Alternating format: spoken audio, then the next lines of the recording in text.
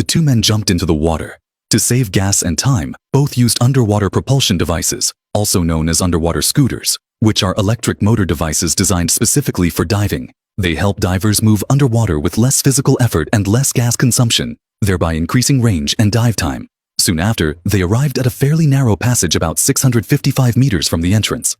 Perhaps because they were worried that carrying the scooters would make it hard to squeeze through, they removed the devices and tied them to a rock in front of the passage so they could retrieve them on the way back. This step was also part of their plan. Then, one after the other, they squeezed through the narrow section and continued swimming deeper into the cave. Without the help of the scooters, their speed slowed considerably. However, since both had been here before, combined with their extensive experience and ample air supply, no issues arose along the way. They successfully reached their destination, a place called Sweet Surprise.